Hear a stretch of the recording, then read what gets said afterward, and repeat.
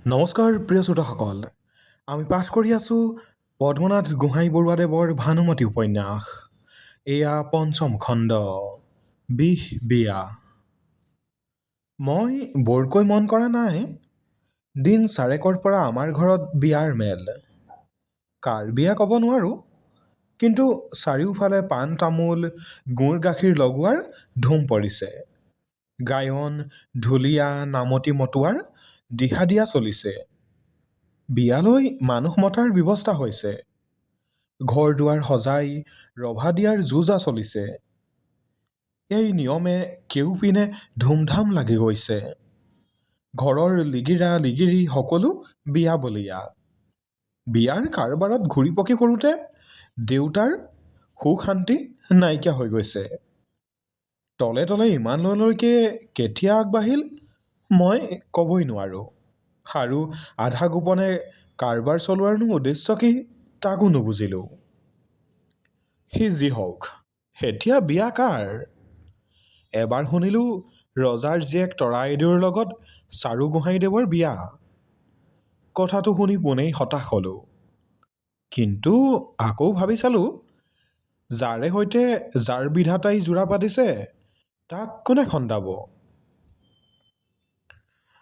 ভাগ্যৱতী তৰাইদেউৰ সৈতে ভাগ্যৱন্ত চাৰু গোহাঁইদেৱৰ জোৰা মেলিছে, তাত মোৰ বেজাৰ কিয়?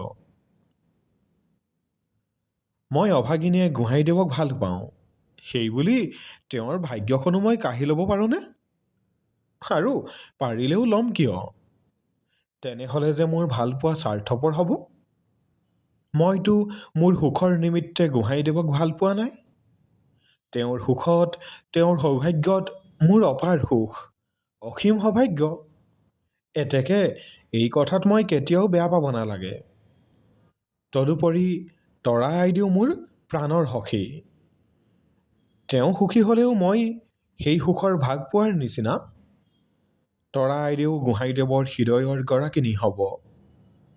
কিন্তু মইতো মোৰ গোহাঁইদেৱৰ চৰণৰ গৰাকিনী হ'ব পাৰিম। এই ফেৰি অধিকাৰৰ পৰা মোক কেউৱে বঞ্চিত কৰিব নোৱাৰে। এক পুৰুষৰ চৰণ সহস্ৰ গোপিনীয়ে পূজাৰ বিধি আছে। ভগৱন্ত শ্ৰীকৃষ্ণদেৱে তাৰ জ্বলন্ত পতন্তৰ থৈ গৈছে। ইয়াকে ভাবি নিশ্চিন্ত হ'লোঁ। আনৰ লগত বিয়াঘৰীয়া হ'বলৈ মোৰো মন গ'ল। কিন্তু যি ভাবিছিলোঁ সি নহয়। মই তাতোকৈ অভাগিনী। মোক চিৰদুখুনী কৰিবলৈ বিধাতাৰ ইচ্ছা। মোক জীৱন্তে জীয়াতু কৰিবলৈ বিধিৰ ব্যৱস্থা। মোৰ ইহকাল পৰকাল হানি কৰিবলৈ বিধিৰ বিড়ম্বনা। বিয়া সিখন নহয়, ইখনহে। ৰজাৰ কোঁৱৰলৈ বোলে মোক বিয়া দিয়ে। কি আচৰিত, কেনে অভাৱনীয় কথা। শুনি যাওঁতেই বজ্ৰপাত পৰি মই নমৰিলোঁ কিয়? মোক দেউতাই দিশচাৰিণী কৰিবলৈ ব্যৱস্থা পাতিছে। মই যে মোৰ মন প্ৰাণ, মোৰ ইষ্টগুৰু প্ৰাণৰ স্বামী গোহাঁইদেৱৰ চৰণত মনে মনে কেতিয়াবাই সপিলোঁ। এতিয়া যে আৰু মোৰ ওপৰত আনৰ অধিকাৰ নাই। কিন্তু হাই, দেউতাৰ বা দুখ কি? তেওঁতো মোৰ অন্তৰৰ ভাৱ বুজা নাই। বুজিব কেনেকৈ? কাৰ্যত দেখাকৈ মোৰ মনোভাৱ, মোৰ হৃদয়ৰ স্বামী প্ৰাণৰ ঈশ্বৰ গোহাঁইদেৱে জানিবলৈকো অলপহে বাকী। তেন্তেনো কি উপায় হ'ব এতিয়া? এনে মহাবিপদৰ পৰা কোন গোসাঁয়ে মোক উদ্ধাৰ কৰিব? এই মহাসংকটত মই কাৰ পৰা এফেৰি ভৰসা পাম? গোহাঁইদেৱলৈ লিখি সুধিম? দেহি ঐ, কি হতে লিখিম? মোৰ কাণত, মোৰ কাপত তেনে নিষ্ঠুৰ কথা কোন মুখে ওলাব? এই অসহনীয় উগুল থুগুল ভাৱত তৰণি নাপায় এখুজি দুখুজিকৈ উমানত গৈ থাকোঁতেই ফুলনিত ওলালোগৈ। ফুলনিত মোৰ কিমান পৰ হ'ল ক'ব নোৱাৰোঁ। তাতে সন্ধিয়া লাগিল। গাৰ নোম নেদেখা হ'ল। ঘৰৰ ভিতৰত এটি দুটিকৈ চাকি জ্বলিছে। লিগিৰা লিগিৰিবিলাকে গৰু গাই বান্ধি ভিতৰ সোমাইছে। জাৰত কপি কপি ছাগলী বহি জুহালৰ ওচৰ চাপিছেগৈ।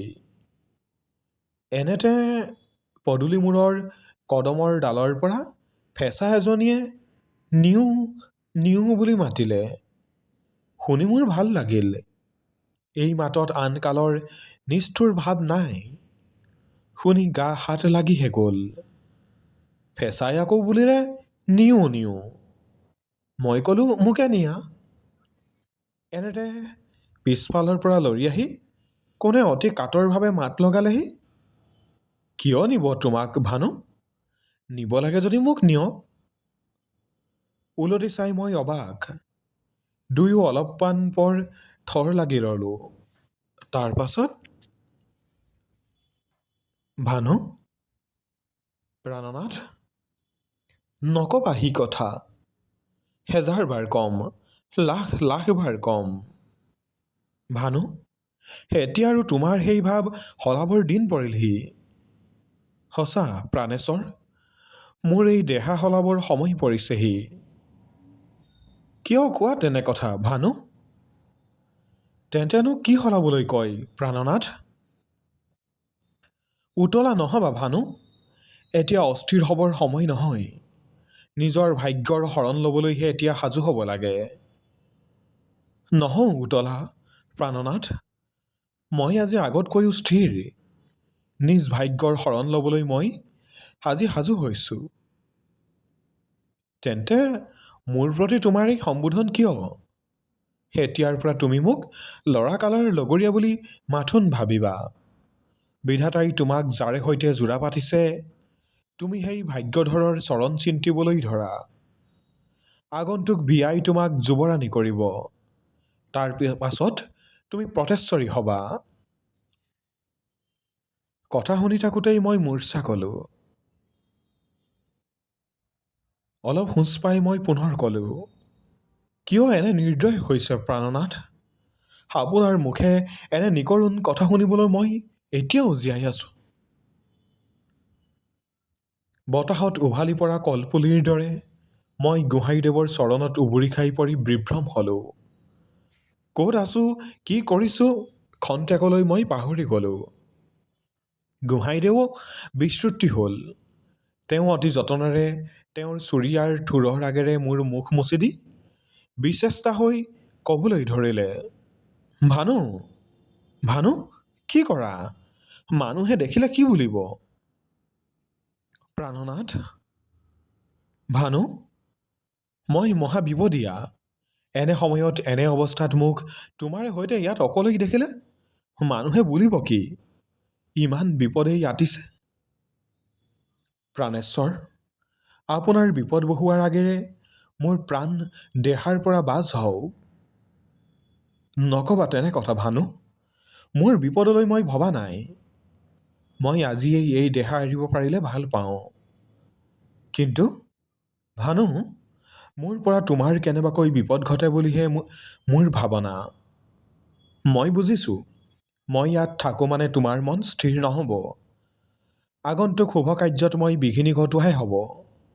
সেইকাৰণে কাইলৈ পুৱাৰ পৰা মোক আৰু ইয়াত কেউৱে নেদেখে। এই শেষ দেখা দি তোমাৰ ওচৰত বিদায় ল'বলৈহে আহিছিলোঁ। গোহাঁইদেৱৰ মুখত কি এটা ভয় লগা ভাৱৰ চিন বিৰিঙি উঠিল। তেওঁ কি বা উদ্দেশ্যত দৃঢ়প্ৰতিজ্ঞ যেন দেখিলোঁ। মোৰ মুখলৈ এবাৰ কাতৰভাৱে চাই তেওঁ উত্ৰাৱল হৈ যাবলৈ ঘূৰিল। মই পিছফালৰ পৰা তেওঁৰ ভৰি দুটিত গবা মাৰি ধৰি আকৌ দীঘল দি পৰিলোঁ। বেহুঁচ হ'লোঁ। গোহাঁইদেৱে ক'বলৈ ধৰিলে, কি বিপদ! ভানু, তুমি নুবুজা কিয়? তোমাৰ এনে উতলাভাৱে কিবা ওলটাব পাৰিবনে? অবুজ নহ'বা। মোৰ কথা শুনা। শুভ কাৰ্যত বিঘিনি নজন্মাবা। উঠা, ঘৰলৈ যোৱা। তুমি মোৰ এই কথা শুনিলে মই বৰ ৰং পাম। প্ৰাণনাথ, মই প্ৰাণ দিওঁ আপোনাৰ কথা মানিবলৈ সাজু আছোঁ। কিন্তু প্ৰাণেশ্বৰ, এই দুখুনী অভাগিনীৰো শেষ কথা এতিয়া আপুনি ৰাখিব লাগে। আপুনি মোক আৰু 2টা দিন দিয়ক। কাইলৈ নগৈ আৰু 2 দিন পলমে যাওক। গোহাঁইদেৱে অগত্যা মোৰ কথাত মান্তি হ'ল। ভিতৰত চাকুলি বহিয়ে মোক বিচনা যেন গম পালোঁ। ধীৰে ধীৰে গোহাঁইদেৱে পদূলিমূৰলৈ ওলাল। মই পিছ দুৱাৰেদি ভিতৰ সোমালোহি। প্ৰিয় শ্ৰোতাসকল, পৰৱৰ্তী খণ্ড শুনিবলৈ আমাৰ সৈতে সংযুক্ত হৈ থাকিব। ধন্যবাদ।